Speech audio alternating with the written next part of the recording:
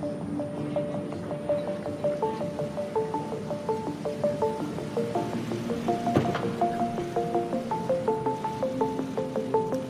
morning.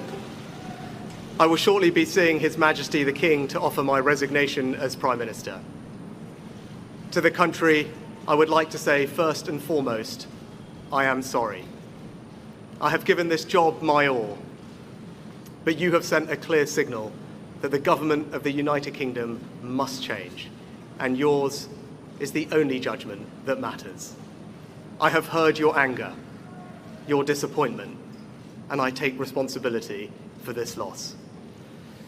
To all the Conservative candidates and campaigners who worked tirelessly but without success, I am sorry that we could not deliver what your efforts deserved. It pains me to think how many good colleagues who contributed so much to their communities and our country will now no longer sit in the House of Commons. I thank them for their hard work and their service. Following this result, I will step down as party leader, not immediately, but once the formal arrangements for selecting my successor are in place. It is important that after 14 years in government, the Conservative Party rebuilds, but also that it takes up its crucial role in opposition professionally and effectively.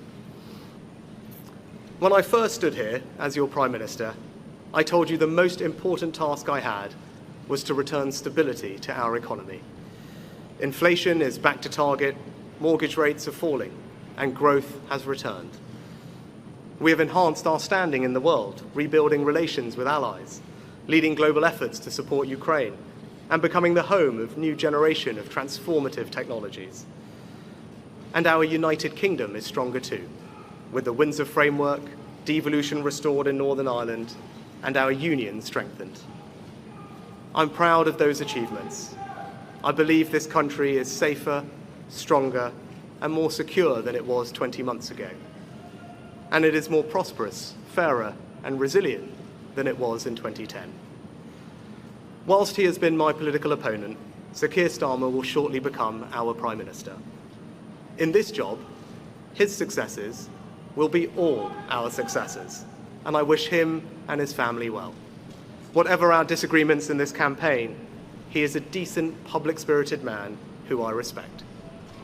He and his family deserve the very best of our understanding as they make the huge transition to their new lives behind this door, and as he grapples with this most demanding of jobs in an increasingly unstable world. I'd like to thank my colleagues, my cabinet, the civil service, especially here in Downing Street, the team at Chequers, my staff, CCHQ, but most of all, I'd like to express my gratitude to my wife Akshata and our beautiful daughters. I can never thank them enough for the sacrifices they have made so that I might serve our country. One of the most remarkable things about Britain is just how unremarkable it is that 2 generations after my grandparents came here with little, I could become Prime Minister, and that I could watch my 2 young daughters light Diwali candles on the steps in Downing Street. We must hold true to that idea of who we are, that vision of kindness, decency, and tolerance that has always been the British way. This is a difficult day, at the end of a number of difficult days. But I leave this job honoured to have been your Prime Minister. This is the best country in the world, and it is thanks entirely to you, the British people, the true source of all our achievements, our strengths, and our greatness. Thank you.